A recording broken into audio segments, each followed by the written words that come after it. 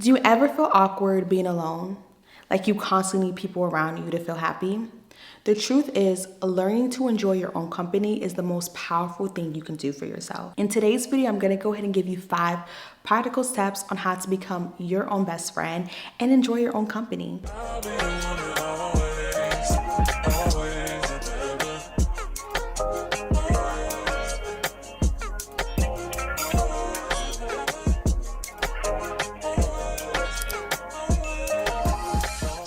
Hi, my name is Evelyn and I'm here to help you become the best version of yourself. Whether that's beauty, self-love, self-concept, I got you covered.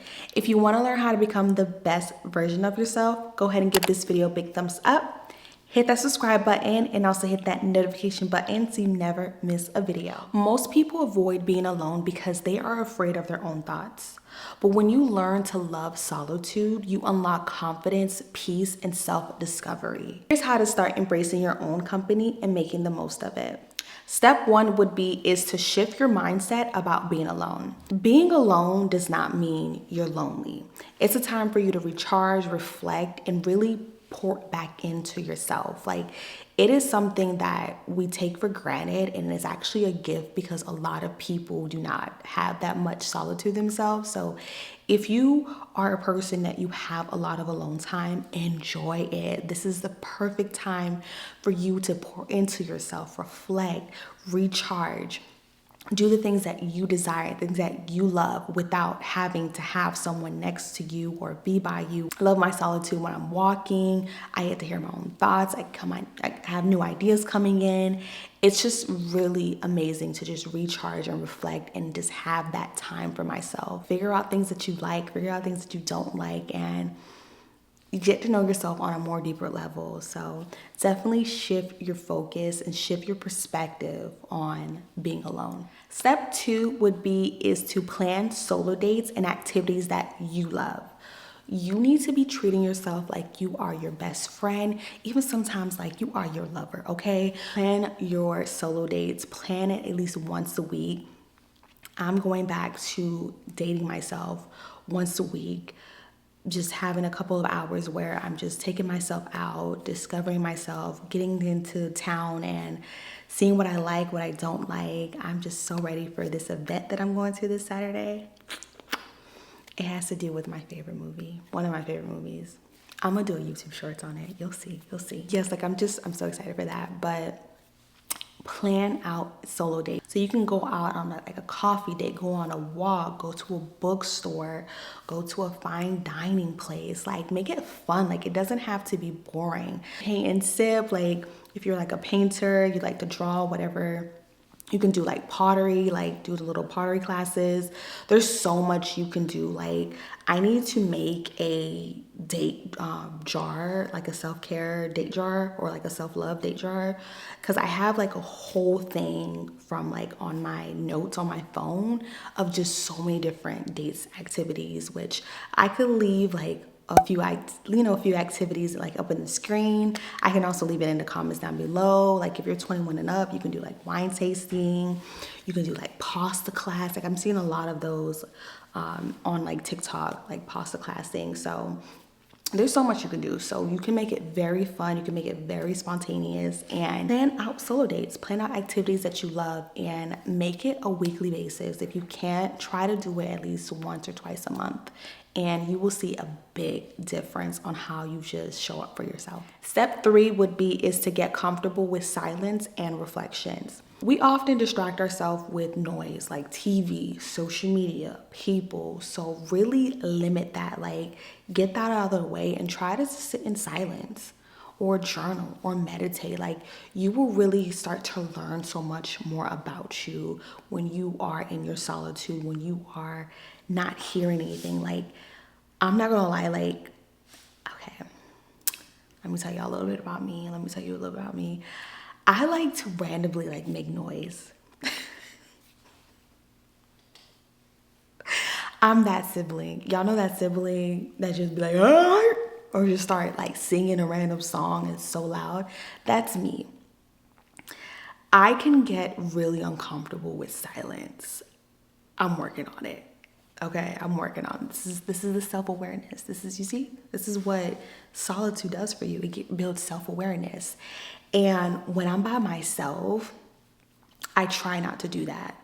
I try not to do that. Sometimes I do, and I just be like laughing. I'm like, Evelyn, you don't, girl, if you don't take this time to be serious, I try my hardest not to and really listen to my head and what I'm telling myself. And if it's not something good, then I like to get a hold of that and try to rewrite it or pray about it, journal, meditate, whatever I need to do to help me not feel that way or think that way, or how I'm thinking. But I don't want to ramble, but basically I just want you to learn how to be very comfortable in silence. And you know, when it's silence, it really just means like to reflect. Like it's okay to just, you know, like kind of just relax. Like it's okay. Like you don't need to hear noise. You don't need to have a TV on. You don't need to, like, it's completely silence. Like right now, I only could hear myself. Like it's completely silence. Like learning to get comfortable with the silence and quiet out the noise and just use that time to just kind of sit. It feels a little bit like weird at first. I'm not gonna lie, there's times where I kind of still feel weird, but then I also feel a little bit relieved too, because it's like I'm not expecting to do anything.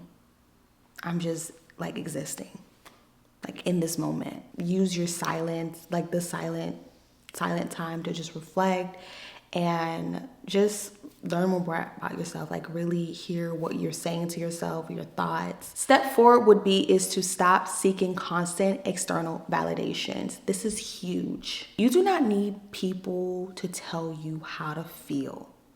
You do not need to continue to get external validations to make decisions, how you feel, how you look, how you perceive things.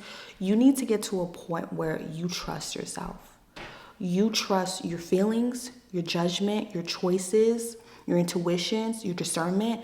You need to get into that. You need to get in that space. And this is where solitude is going to help you. It's going to allow you to learn more about yourself. Because I'm not going to say like external validation is bad, but you can't constantly depend on that. And we can do that. We can do that because we're so used to hearing it, because we're people. We like people to tell us we look good, we feel good, oh, we're this, we're that. Like, we like, you know, people boasting us up, but why don't you do that for yourself?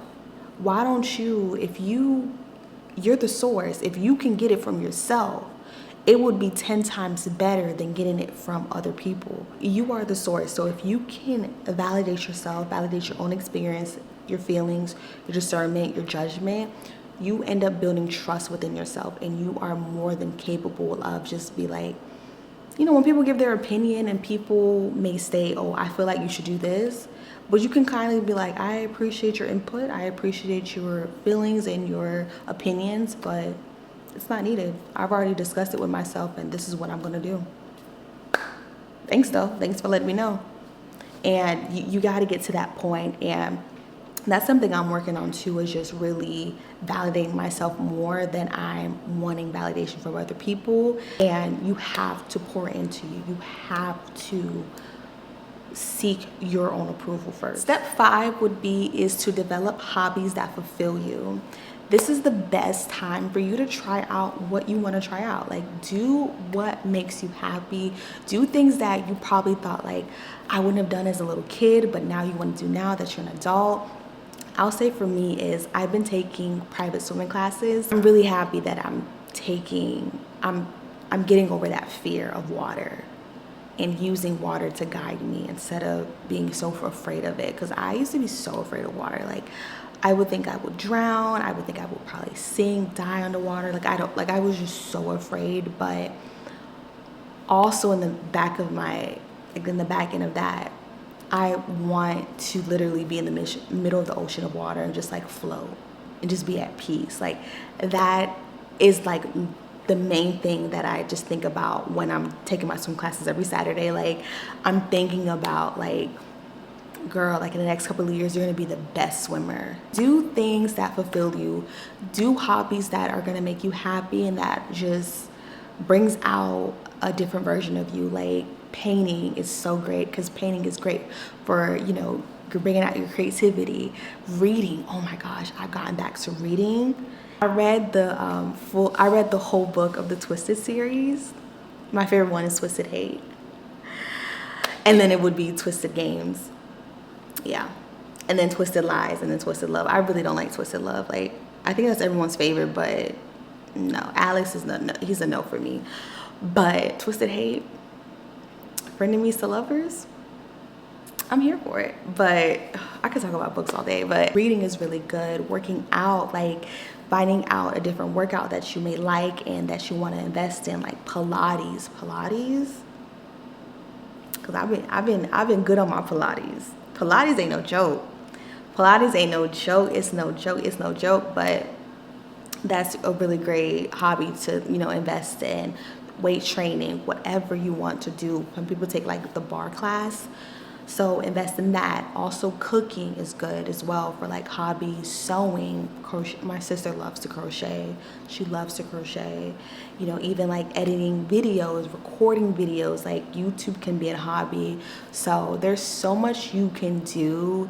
So don't limit yourself, and you can have multiple hobbies. Like I'm swimming, I'm reading, I'm still learning how to write in cursive. So much you can do for hobbies, because like when you find different passions and things that you love, you can never get bored, and it brings out a good version of yourself. It's just so important to have hobbies. It makes life very interesting. Like I don't honestly, like I feel like I live a very simple life, but my life is not boring. Like I'm not unsatisfied with my life. I honestly think my life can get better, and it's going to get better, but I'm also grateful just how far I've come and where I'm at right now, where I can honestly say like I'm not depressed. I'm not upset about being single and being alone and not having a companionship. Like I actually am loving this solitude. I'm loving this me time. Like, so just find different hobbies that you can enjoy that are just very fulfilling and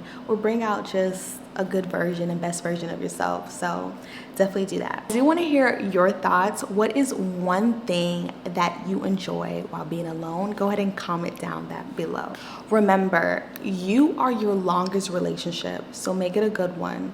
The more you pour into yourself and love yourself, you will enjoy your life. Thank you so much for watching today's video. I hope that you enjoyed it. If you did, don't forget to give this video a big thumbs up.